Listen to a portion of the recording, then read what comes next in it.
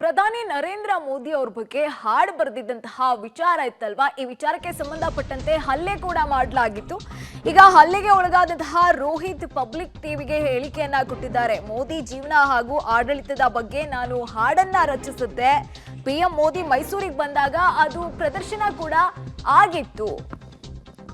ಎಲ್ಲರಿಗೂ ಅದು ರೀಚ್ ಆಗಬೇಕು ಅಂತ ಸಬ್ಸ್ಕ್ರೈಬ್ ಮಾಡೋದಿಕ್ಕೆ ಕೂಡ ನಾನು ಹೇಳಿದ್ದೆ. ಮೋದಿ ಬಗ್ಗೆ ಹಾಡು ಬರೀತೀಯಾ ಅಂತ ಬೆದರಿಕೆಯನ್ನ ಹಾಕಿದ್ದಾರೆ. ಅಲ್ಲಾಹು ಅಕ್ಬರ್ ಅಂತ ಹೇಳು ಅಂತ ಹಿಂಸೆ ಕೂಡ ಕೊಟ್ಟಿದ್ದಾರೆ ಅಂತ ಪಬ್ಲಿಕ್ ಟಿವಿ ಜೊತೆ ಹಲ್ಲೆಗೆ ಒಳಗಾದಂತಹ ರೋಹಿತ್ ಅನ್ನೋ ವ್ಯಕ್ತಿ ರಿಯಾಕ್ಟ್ ಮಾಡಿದ್ದಾರೆ. ಏನ್ ಮಾತನಾಡಿದ್ರು ಡೀಟೇಲ್ ಆಗಿ ನೋಡ್ತಾ ಹೋಗೋಣ. ಮೋದಿ ಅವರ ಕುರಿತು ಹಾಡು ಬರೆದರು ಅನ್ನುವಂಥ ಕಾರಣಕ್ಕೋಸ್ಕರವಾಗಿ ಮುಸ್ಲಿಂ ಯುವಕರು ರೋಹನ್ ಮೇಲೆ ಮಾರಣಾಂತಿಕವಾಗಿ ಹಲ್ಲೆ ಮಾಡಿರುವಂಥದ್ದು ಘಟನೆ ಮೈಸೂರಿನಲ್ಲಿ ನಡೆದಿರುವಂಥದ್ದು. ಅದ್ರ ಬಗ್ಗೆ ಮಾತಾಡೋದಕ್ಕೆ ಸ್ವತಃ ರೋಹನ್ ಅವರಿಗಿದ್ದಾರೆ. ಪ್ರಮುಖವಾಗಿ ತಾವೇಗಿದ್ದೀರಿ? ಈಗ ಚೆನ್ನಾಗಿದ್ದೀನಿ. ಏನಾಯಿತು ಇನ್ಸಿಡೆಂಟ್ ಸರ್? ಅದೇ ನಾನು ಲಾಸ್ಟ್ ವೀಕು ಶುಕ್ರವಾರದಂದು ಮೋದಿ ಅವ್ರದ್ದೊಂದು ಹಾಡು ಮಾಡಿ ನನ್ನ YouTube channel RR film company ಅಂತ ಹೇಳಿ ಅದರ ರಿಲೀಸ್ ಮಾಡಿದ್ದೆ. ಸೊ ಆಮೇಲೆ ಅದನ್ನು ಒಂದು ಒಳ್ಳೆ ಪ್ರೋಗ್ರಾಮಲ್ಲಿ ನಮ್ಮ ರಾಜೇಂದ್ರ ಅವರು ಕೂಡ ಮೈಸೂರಲ್ಲಿ ಮೋದಿಯವ್ರ ಪ್ರೋಗ್ರಾಮ್ ದಿನವೇ ಅದನ್ನು ಹಿಂದೆ ರಿಲೀಸ್ ಮಾಡೋ ಥರನೇ ಒಂದು 2 ಸಲ ಟೆಲಿಕಾಸ್ಟ್ ಕೂಡ ಮಾಡಿದ್ರು. ನಾನು ಆಮೇಲೆ ಸೋಷಿಯಲ್ ಮೀಡಿಯಾದಲ್ಲಿ ನನಗೆ ಗೊತ್ತಿರೋ ಸ್ನೇಹಿತರು, ಸಂಬಂಧಿಕರು, ಬಸ್ ಸ್ಟ್ಯಾಂಡ್ಗಳಲ್ಲಿ, ರೈಲ್ವೆ ಸ್ಟೇಷನಲ್ಲಿ, ಕಾಲೇಜ್ಗಳಲ್ಲೆಲ್ಲ ಸಿಕ್ಕಿದ ಕಡೆ ಸಬ್ಸ್ಕ್ರೈಬ್ ಮಾಡಿಸ್ತಾ ಇದ್ದೆ ನೋಡಿ ಅಂತ ಹೇಳಿ ಪ್ರಚಾರ ಮಾಡ್ತಾಯಿದ್ದೆ. ಇವತ್ತು ನಾನು ಆ್ಯಕ್ಚುಲಿ ಗೌರ್ಮೆಂಟ್ ಗೆಸ್ಟ್ ಹೌಸ್ಗೆ ನಾನು ಹೋಗಿದ್ದು, ಅಲ್ಲಿ ನಡೆದಿದ್ದು ಘಟನೆ. ನಾನು ಸಬ್ಸ್ಕ್ರೈಬ್ ಮಾಡ್ಸೋಕ್ಕೆ ಹೋಗಿಲ್ಲ. ಅಲ್ಲಿ ನಾನು ಸ್ವಲ್ಪ ಸುಮ್ಮನೆ ಆರಾಮಾಗಿ ಅಲ್ಲಿ ಸ್ವಲ್ಪ ಕೂತಿರೋಣ ಅಂತ ಹೋಗಿದ್ದೆ. ಅಲ್ಲಿ ಯಾರೋ ಒಬ್ಬ ವ್ಯಕ್ತಿ ಬಂದ. ಅಲ್ಲಿ ನಾನು ಇವ್ರನ್ನೇನಕ್ಕೆ ಟ್ರೈ ಮಾಡೋದು, ಒಬ್ಬನ ಸಬ್ಸ್ಕ್ರೈಬ್ ಆದರೂ ನನಗೆ ಅದು ಅನುಕೂಲ ಅಂತ ಅವರೊಬ್ಬನ ಸಬ್ಸ್ಕ್ರೈಬ್ ಮಾಡಿ ನಾವು ಒಂದು ಮೋದಿಯ ಬಗ್ಗೆ ಹಾಡು ಬರ್ತಿದ್ದೀನಿ ಅಂತ ತೋರಿಸ್ದೆ. ತುಂಬ ಚೆನ್ನಾಗಿದೆ. ನನ್ನ ಸ್ನೇಹಿತರು ಇನ್ನೂ 4 ಜನ ಮುಂದೆ ಇದ್ದಾರೆ, ಬನ್ನಿ ಅಂತೇಳಿ ಅಲ್ಲಿ ಕರ್ಕೊಂಡೋದ್ರು. ಸಬ್ಸ್ಕ್ರೈಬ್ ಮಾಡಿಸ್ತೀನಿ ಅಂತೇಳಿ ಮುಂದೆ ನನ್ನ ಕೈ ಹಿಡ್ಕೊಂಡು ಬಾಯಿ ಮುಚ್ಚಿ ನನ್ನನ್ನು ಹಲ್ಲೆ ಮಾಡಿ ನನ್ನ ಮೇಲೆ ಮೋದಿಯವ್ರ ಬಗ್ಗೆ ಹಾಡು ಮಾಡ್ತೀಯ ಅಂತೇಳಿ ನನ್ನೆಲ್ಲ ಅಸಾಲ್ಟ್ ಮಾಡಿ ಬೈದು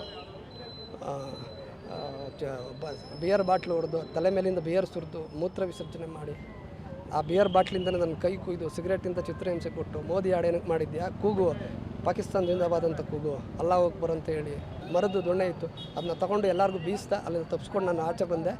ಅವರೆಲ್ಲ ಆ ಕಡೆ ಓಡೋದು. ನಮ್ಗೆ ಎಲ್ಲೆಲ್ಲಿ ಪೆಟ್ಟಾಗಿದೆ ಸರ್? ಇಲ್ಲಿ ಸಿಗರೇಟಿಂದ ಸುಟ್ಟಿರೋವಂಥದ್ದು, ಇಲ್ಲಿ ಕುಯ್ದಿರೋದು, ಇಲ್ಲಿ ಸ್ವಲ್ಪ ಸಿಗರೇಟಿಂದ ಸುಟ್ಟಿದ್ದಾರೆ.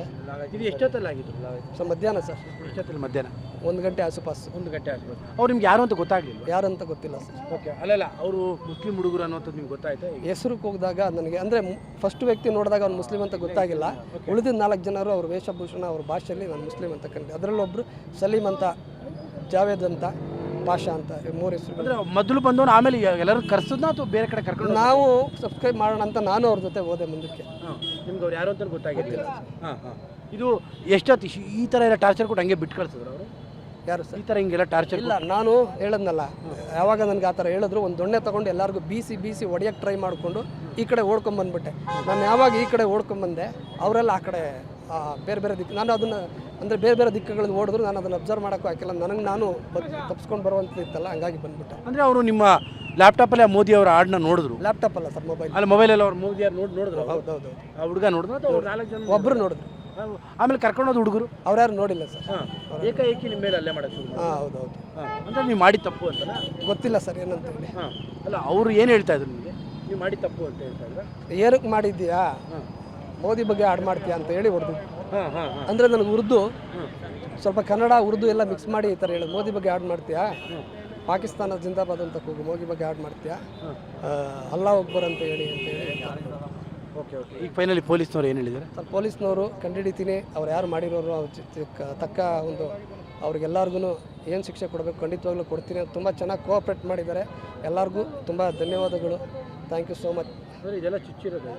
ಇಲ್ಲ ಸರ್, ಚುಚ್ಚಿರೋದಲ್ಲ, ಬಾಟ್ಲಲ್ಲಿ ಕುಯ್ದಿರೋ ಸರ್. ಏನು ಬಿಯರ್ ಬಾಟಲ್? ಅವ್ರ ಹತ್ರ ಬಿಯರ್ ಬಾಟಲ್ ಎಲ್ಲ ಇದ್ವಾ? ಅಲ್ಲಿ ಬಿಯರ್ ಬಾಟ್ಲಲ್ಲಿ ಕುಯ್ದಿರು. ಗೊತ್ತಿಲ್ಲ ಸರ್ ಎಲ್ಲಿಂದ ತೊಗೊಂಬಂದಿದ್ರೆ ಅಂತ. ನಾನು ಅದನ್ನು ಅಬ್ಸರ್ವ್ ಮಾಡಿಲ್ಲ ಸರ್. ಒಟ್ಟು ಅಲ್ಲೇ ಇದ್ದಿದ್ದು ಬಾಟ್ಲ, ಇವೆಲ್ಲ ಬೇರೆ ಬಾಟ್ಲ? ಇದು ಫ್ರೆಶ್ ಒಂದು ಬಿಯರ್ ಬಾಟ್ಲು ತಲೆ ಮೇಲೆ ಹೊಡೆದು, ತಲೆ ಮೇಲಲ್ಲ, ಈ ಕೆಳಗಿಂದ ಹೊಡೆದು ತಲೆ ಮೇಲಿಂದ ಬಿಯರ್ ಸುರಿದ್ರು, ಅದರಿಂದ ಕುಯ್ದಿರೋ. ಮೂತ್ರ ವಿಸರ್ಜನೆ ಮಾಡಿದ್ವಿ ತಲೆಗ? ಮೈ ಮೇಲೆ ಮೇಲೆಲ್ಲ ಮಾಡಿದ್ರು? ಬಟ್ಟೆ ಬಿಚ್ಚಿದ್ರು ಅವರು? ಇಲ್ಲ ಸರ್, ಬಟ್ಟೆ ಬಿಚ್ಚಿದ್ರು. 4 ಜನ ಕೆಲಸ ಮಾಡಿದ್ರು? ಯಾರೋ ಒಬ್ಬರು ಸರ್. ಒಬ್ಬರು.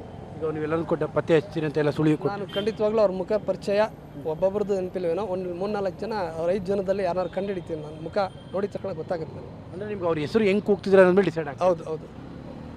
ಇದು ರೋಹನ್ ಅವರ ಮಾತು. ಅವರು ಹೇಳ್ತಾ ಇರೋಂಥ ಪ್ರಕಾರವಾಗಿ ಗೆಸ್ಟ್ ಹೌಸ್ನ ಬಳಿಯಲ್ಲಿ ಈ ಘಟನೆ ನಡೀತು. ಆರಂಭದಲ್ಲಿ ಬಂದಂಥ ಯುವಕನಿಗೆ ಅದನ್ನು ಮೋದಿಯವರ ಫೋಟೋವನ್ನು, ಮೋದಿಯವರ ಹಾಡನ್ನು ತೋರಿಸ್ತಾ ಇದ್ದೆ. ಅವರು ಇನ್ನೊಂದು 4 ಜನಕ್ಕೆ ತೋರಿಸೋಣ ಹೋಗೋಣ ಅಂತ ಹೇಳ್ಬಿಟ್ಟು ಕರ್ಕೊಂಡೋಗಿ ಈ ರೀತಿಯಾಗಿ ಹಲ್ಲೆ ಮಾಡಿದ್ರು ಅನ್ನುವಂಥದ್ದು ಅವರ ಆರೋಪ ಆಗಿದೆ. ಇದಕ್ಕೆ ಸಂಬಂಧಪಟ್ಟಂತೆ ಮೈಸೂರಿನ ನಜರ್ಬಾದ್ ಪೊಲೀಸ್ ಠಾಣೆಯಲ್ಲೂ ಕೂಡ ಈಗಾಗಲೇ FIR ಕೂಡ ದಾಖಲಾಗಿದೆ. ಕ್ಯಾಮರಾ ಪರ್ಸನ್ ಕಾರ್ತಿಕ್ ಜೊತೆ KP Nagaraj, public TV, Mysuru.